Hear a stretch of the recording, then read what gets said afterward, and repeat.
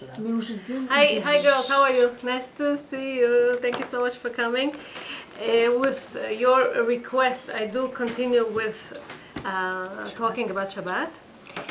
This week I want to speak a little bit about Kabalat Shabbat, preparing for Shabbat, how to prepare for Shabbat. We have the time, we'll talk about lighting candles, Bezat Hashem. So let's start with a story like we usually do. In the time, in the house of the Baba Sali. Baba Sali, Zecher Tzadik Levracha, was a great rabbi. And they had the custom to bring a Shabbat earlier, right? When it's still daytime, noontime. Wow. And they would light the candles very early, and the Rabbanit used to light candles. And one Shabbat, she realized after she lit the candles that she forgot to put a certain dish on the hot plate. It wasn't Shabbat yet, but she already lit the candles. So she knew that her husband would not like, the great rabbi, he would not like that she will put this pot on top of the fire after she lit the candles. She asked one of the maids that didn't accept the Shabbat on her to put this pot on the hot plate. And right afterwards, somehow, someone got stuck in one of the handles of the pots, and it fell and it spilled, and all the hot plate came down, and all the dishes and everything spilled, and it was such a big balagan and dirt and everything. And of course, everyone got upset. And when the rabbi heard about this, he started to inquire what happened. You know, it doesn't happen just like that. What was the reason? He asked, and then he realized what his wife had done. And he said, this is a punishment. Next time, you know, we are not doing this anymore. Once you lit the candles and you accept the Shabbat upon yourself, that's it. You don't try to do anything that is not allowed on Shabbat. So of course it's a great people, but hey, we have to try as much as we can too. You know, every time you learn another thing, and every time you try to take upon yourself another thing and another thing. We don't take everything in one shot, but at least every week to take upon yourself 2 minutes earlier Shabbat. Even though Shabbat is very early now, but it's for your own benefit. Learn about this, get prepared for that. Kabalat Shabbat, they say that, what is Kabbalah? When you learn Kabbalah, what is Kabbalah? Kabbalah, it depends on how much you want to accept. What type of vessel, what type of kli are you to accept, you know, this Torah, this Kabbalah, right? Kabbalat Shabbat, the more you prepare, the more you will be able to accept the Shabbat. What do I mean by that? In the Zohar, they compare the Shekhinah, this is the nickname to the Shekhinah Kedosha, Belel Shabbat, Erev Shabbat, you know, when Shabbat is coming in, it's called Chakal Tapuchim Kadishim. Chakal means a field of tapuchim, holy fruit, holy apples. Okay? It's a Kabbalistic term, of course, but the same way, if you want the field to bring out good fruit or vegetable or whatever, right? You have to invest in it. If you want a good, you know, a tree, you know, with good fruits, you have to invest. You have to plant. You have to water it. You have to clean around. You have to invest, right? The same, whatever you invest, okay, this is how your Shabbat is going to look like. And so this is what I'm going to try to talk about this today. And it says in the Zohar that the more you, as I said, honor the Shabbat, right? So the spiritual impurity, okay, and the Sita Achra, which is the evil inclination, okay, at that point, when we accept Shabbat, this is a time of a transition from a secular world to a spiritual world. And in this time of transition, the Sitra Achara, the evil inclination, has a lot of strength to confuse us, to make us troubles. We'll talk soon.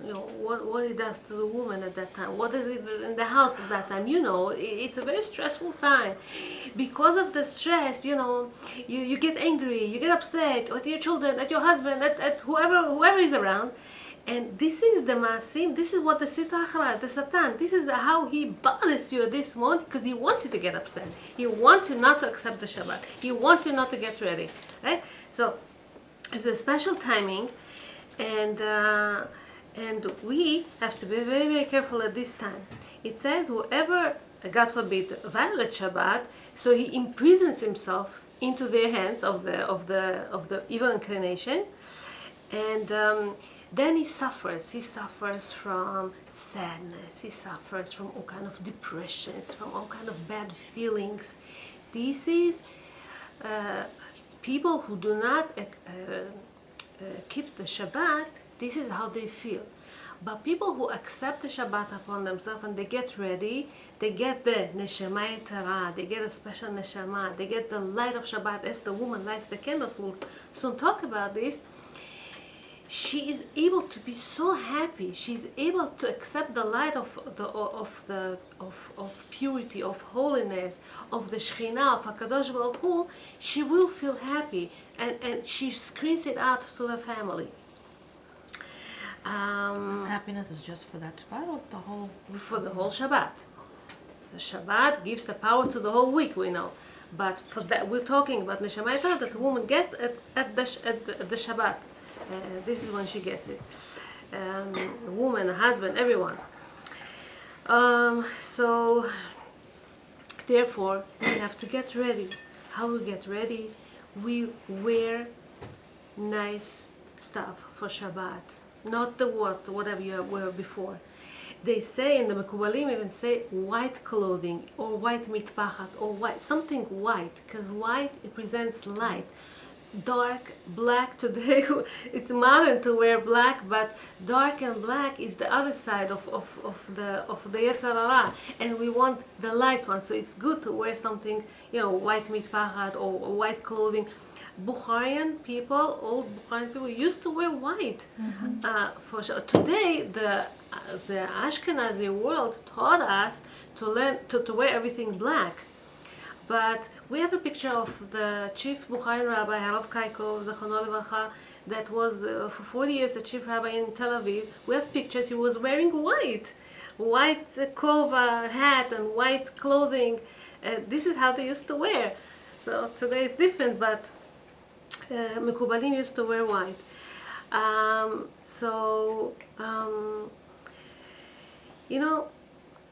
It says that there's a story in the Gemara that every Erev Shabbat, the Satan, he used to reside in one of the couple's house.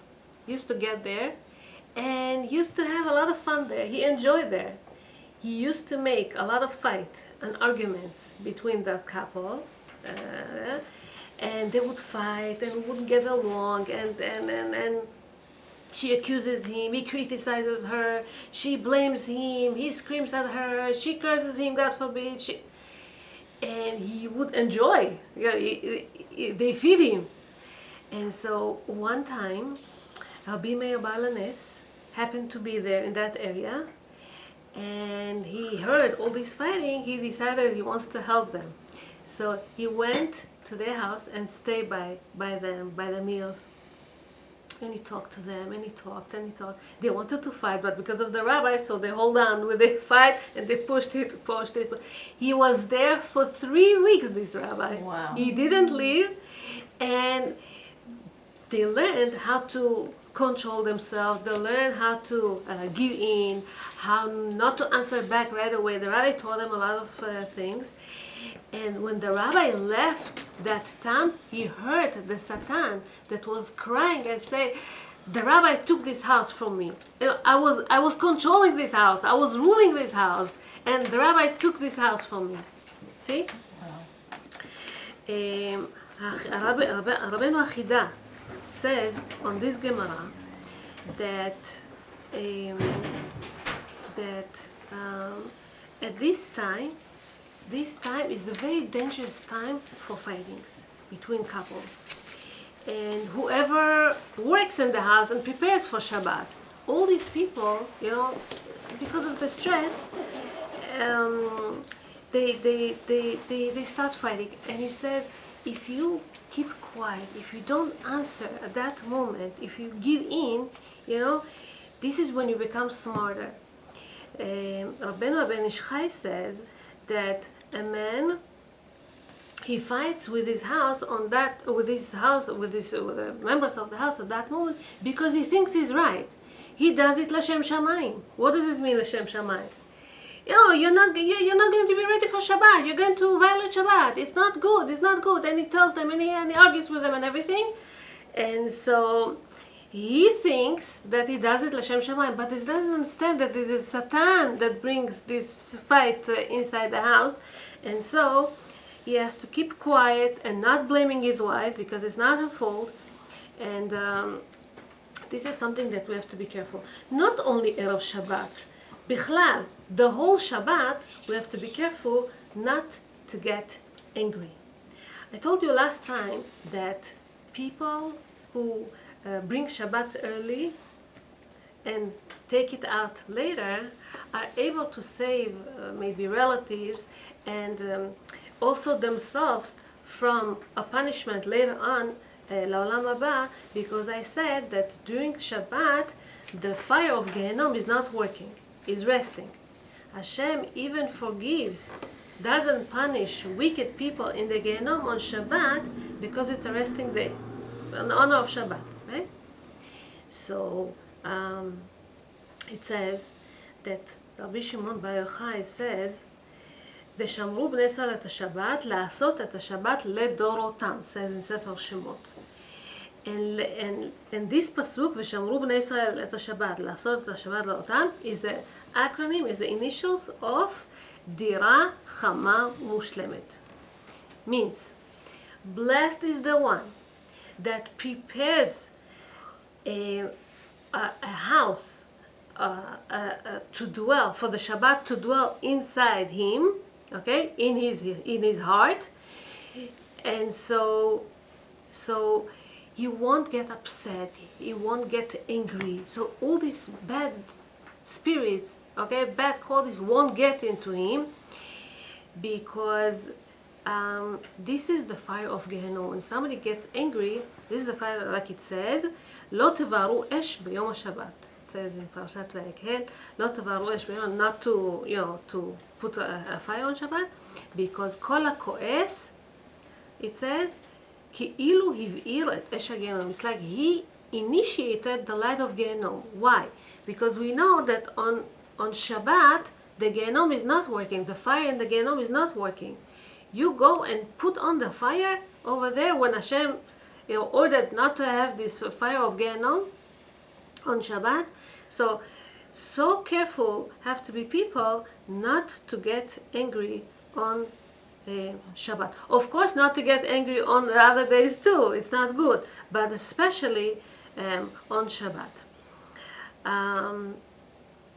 Years ago, when Hashem talked to us and the connection with Hashem was straight, people could see certain things that today we're not able to see. Let's say certain tzaddikim, righteous people, could see the Shekhinah, could see if a person is a good or evil person. They could see these things. It speaks in the Gemara about Tornosrophus Harasha, the wicked Tornosrophus. It was a big Roman rule that controlled over Israel in the time of Rabbi Akiva. And he used to have a lot of arguments with Rabbi Akiva. At a certain point, he asked him about Shabbat. He said, how come you say that Shabbat is a special day that is selected already from heaven? Hashem already wanted the Shabbat for the Jews, or it's a special day. You decided about Shabbat. Well, what do you say it's from heaven? So Rabbi Akiva, in the beginning, didn't want to humiliate him, but then he said that there is no choice, And he told him, you know, what's the proof? The proof will be your father's grave. Yeah, so Tonosophus, the wicked that he was, he killed Rabbi Akiva. The wicked that he was, his father was weaker like him, was weak. He wasn't a good. He was a bad person, and bad people, and they could see it at that time. A smoke comes from their grave because Hashem burns them every day in their grave. This is how they suffer, and the smoke comes from. Okay, we don't see these things, but Rabbi Akiva, that was a righteous man, he could see these things. So he didn't want to humiliate him in the beginning, but he had no choice, and he told him that this is the proof that he told him, you see, even from your father's grave, a smoke doesn't come on Shabbat. It means that Shabbat is a very, very special day, that even in the next world, they rest and they don't put the fire there. And so the same way that there is hell, that there is fire in hell, also in a human being inside him could be this type of fire. This is when somebody gets angry. Like it says, Kol HaKo'es, Kol Minei Avodah Zarah, you know, Sholtim Ba'adam. It says in Masechet Nadarim. It's like כל מיני גיהנום שולטים בו. It says בפסוק וביום השביעי שבת להשם, it says there's a kind of a double order, a double command to us, on us, both not to work, not to make a melacha, but also keep the serenity, also have the shalva, the calmness. Not only that you're not going to work physically, but you have to do as much as you can to keep yourself calm. Because if you don't keep yourself calm, you keep thinking about what you have to do and about what you have to accomplish and who you have to make business with and how you're going to order this order and what you're supposed to do. And so you cannot keep yourself calm. It says that, says Rabbi Shimon Bar Yochai in Masechet Shabbat, it says, אלמלא שמרו ישראל שתי שבתות כהלכתן, if Israel would keep 2 Shabbatot, like they're supposed to, כהלכתן, so מיד הם נגאלים. Mashiach is going to come right away. Okay? And what does it mean, כהלכתן? To keep it, as we said, in this way. And then it says like this in Midrash, in Sefer Mishlei, it says something interesting. Amar HaKadosh Baruch Hu L'Yisrael Behar Sinai. When they got the Torah, Hashem told them, Im zechitem, if you have the merit to accept my Torah, to get my Torah, and you're going to follow its orders, אני מציל אתכם משלוש פורענויות. I will save you from 3 big headaches, 3 big problems, calamities.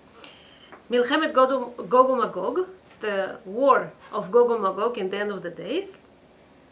מחבלו של משיח, from the pain and the suffer at the time that the Mashiach will come. And מדינה של גיהנום, from the judgment of hell. Okay, this is the 2 things it says. And it's so interesting because whoever pleasures the Shabbat, מענג את השבת, makes oneg of Shabbat זה, he also saves from these 3 problems, says in that Masechet Shabbat.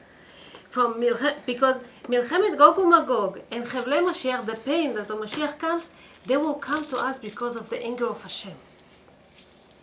So if you keep the Shabbat, okay, you prevent yourself from this trouble, from this problem, because Hashem is not going to be angry at you, because it says in Yechezkel, וביד חזקה ובזרוע נטויה ובחימה שפוכה אמלוך עליכם. Hashem is going to rule on us with great, he will show us his hand, his great hand, and he is going to be angry at us, you know, if we are not going to obey the orders, if we are not going to follow the Shabbat, the Torah. And Rab Nachman said in Masechet Rosh Hashanah, you know something? It's better that Hashem will be angry at us, but at least we'll get redeemed. We're going to get the Geulah already. This is what Nachman used to say. But whoever accepts the Shabbat in the right way, in a calm way, he learns Torah, the house, is calm. This is the opposite of anger. And so he for sure is going to be saved from all these three things that I mentioned. The Shabbat is also a day of Ma'or Panim. Ma'or Panim in Hebrew will be, Ma'or Panim is a pleasant facial expression of a person. Okay? When you grin to other people, this is called Ma'or Panim. It says in Bereshit Rabbah. And a man is going to have this Ma'or Panim as he prepares himself the right way to Shabbat. So in these days of Chavlei Mashiach, and we are almost there, Mashiach is supposed to come, the way that we're going to be saved from these days are if we're going to do the Shabbat a resting day, okay? And to accept the Kedusha, the holiness, if we clear our minds from all these things that trouble us. See, a lot of people, for them, Shabbat is to sleep. Let me sleep because I didn't sleep the whole week, and next week is going to be so busy. Let me sleep and gain some rest that I didn't have during the week. Is that Shabbat? Rav Shlomo Sasson, he made a mashal to this man that worked very, very hard. He used to be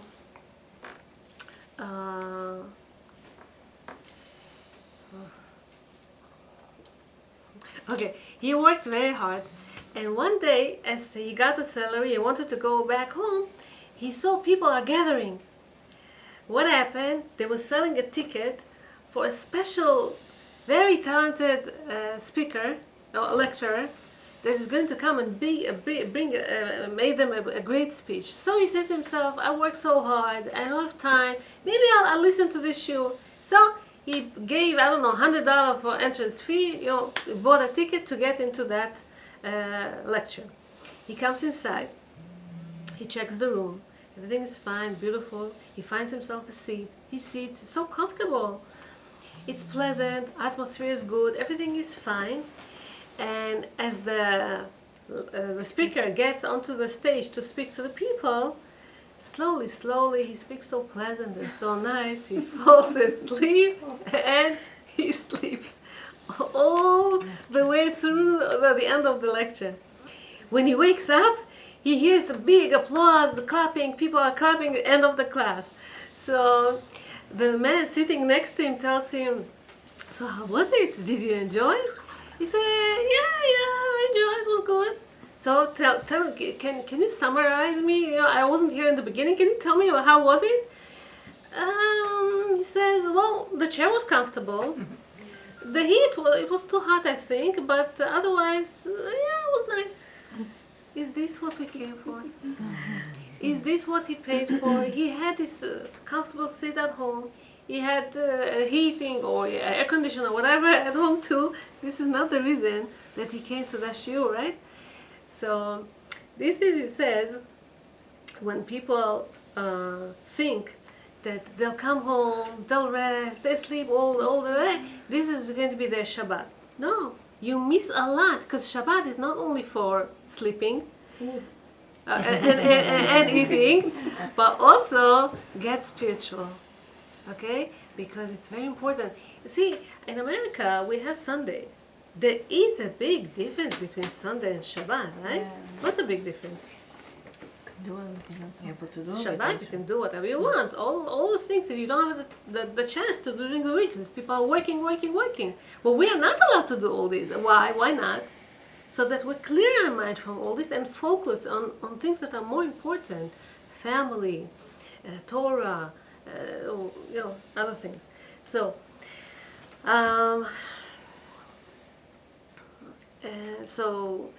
yes.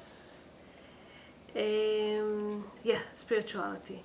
So this disconnection from all these things that distract us from getting connected to Hashem, to the eternity, to the spirituality, is very, very important, because we don't if we don't disconnect ourselves from these things, we don't let ourselves. If a person is hooked to his job, he has to learn, he has to get the messages, he has to call every second to the office to see what happened, and he needs to see what's with his car, or what's with his commodities, or what with his investments, and so on and so on.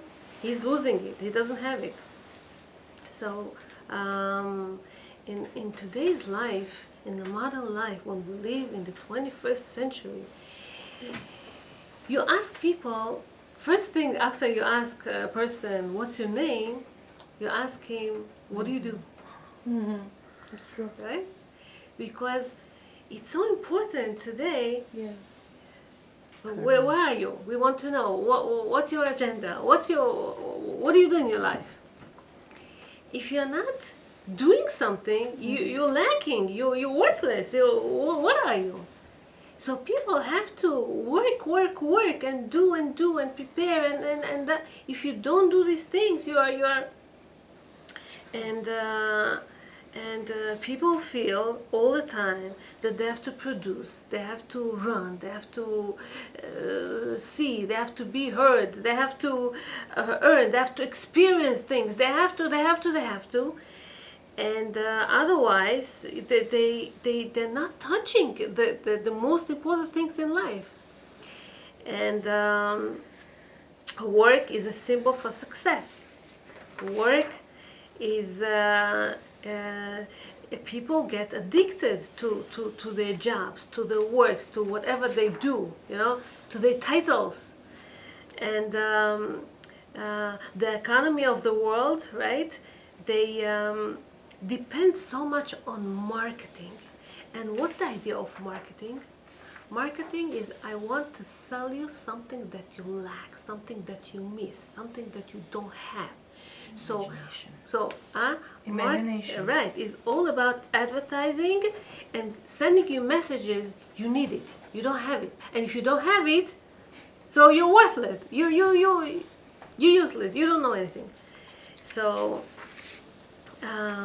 we think, because of that if we are going to buy this new car, if we're going to buy this living room set, if we're going to advance ourselves, every second you have to advance your phone and whatever you get, but you get restless, you're breathless to it's like you're doing and you're doing nothing. I read, there's a book that's called ונפלאותיו לבני אדם, very, very beautiful, nice book with nice messages. Over there, a man tells about himself that he's a very, very senior, successful computer programmer. And he was working for a company, a big company in Israel. And one day, they got this big offer from somebody, a billionaire from overseas, that wanted to invest into their company. But he gave them a condition. If you are going to finish the job in 4 months, you're going to make a whole there. This is when I'll invest and I'll pay and everything. If not, no, the deal is off. So the manager of that company makes everyone work their head off day and night, 24/7, all the time, to be able to do this job. Now this person just started to become religious Jew. He started to keep Torah, mitzvot, Shabbat, tefillot. Everything was new for him, and he loved it. He liked it very much. But now they tell him, you have to work, you have to work, you have to work. And he's like, oh, wait a second, I need some time, I need some break for tefillot, I need some break for, he used to have a shiur between mincha and arvit. You know, people work from 8 to, or from 9 to 5, and that's it. Now they would ask them, bring folding beds into the office, order pizzas, and I don't know what else you can order. You know, they couldn't eat lunch properly. They had to disconnect themselves from the family, from the outside world, and just to work. This guy didn't accept it. He says, I'm sorry. He told the manager. Manager came to him and asked him if he could stay. He said, I started living. I changed my direction in life and I enjoy it. So, and it's my choice, and I don't want to be a slave to this job. And he's like, please, can you stay more? Please, can you? And he didn't agree. And he didn't care that he's going to fire him if he doesn't want to work on Shabbat. But they valued him very much because he was very successful. He knew what he's doing, so they let him not working on Shabbat. And then one day, 1 month before deadline, all of a sudden they asked all the workers to gather in the hall where they gather usually. And over there, the manager tells them, we have to stop the work. What happened? The guy that wanted to invest, the billionaire from overseas, his wife all of a sudden passed away, died. And he, you know, the husband, he doesn't want to continue working. He doesn't want to do anything. He's in depression. He wants to sell everything and seclude himself in somewhere, and that's about it. He doesn't care about anything. He's going to pay them double, triple amount, whatever. He's going to pay them for all the work that they did work their head off. But he's going to pay them, but just forget about, you cannot continue with the program. You know, they signed a contract before that they cannot develop it without his permission. So basically, they worked for nothing. For 3 months, they worked for nothing, for no reason. It's the biggest curse that could be when people work, and there's nothing coming out of it. No fruits from it. So he went later on to the manager. He told him, see, I told you that when you put all your mind and everything into work and don't have any other values in life, you just lose it. You didn't keep Shabbat, you lost this company, you know, because of this thing. If you would keep the Shabbat could have protected you also. So okay. So we talk about the neshama yetara. The Shabbat gives us this spark, this strength to fight against all these things that want to block us from spirituality and want to distract us from spirituality. And I wanted to speak to you about this. So I started to say before that the Kabalat Shabbat, it depends how much you want to accept, how much you are open to accept. Let's imagine that you take a light bulb, 100-watt light bulb, and you put it into electric power station that cannot hold this big frequency. You know what happens? It just pops, blows up. It cannot hold too much.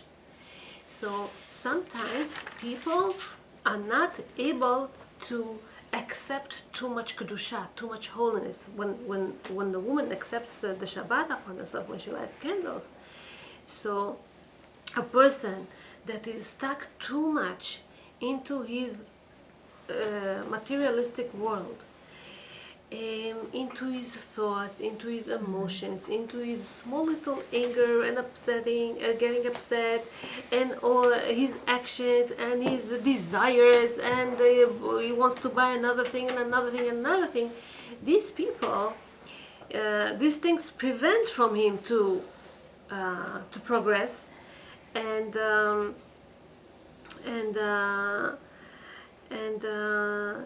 it's very hard for him. See, for example, let's say you take a child and you give him two things. You tell him either you take an ice cream, and the ice cream is there, okay, here and now, or you take $100 bill. What do you prefer? Little kids, what would they prefer? An ice cream. Even though he can buy with this $100 bill, I don't know how many ice creams. He can buy so much, but for him, it doesn't talk to him. For him, this bill is just a piece of paper. He doesn't need that.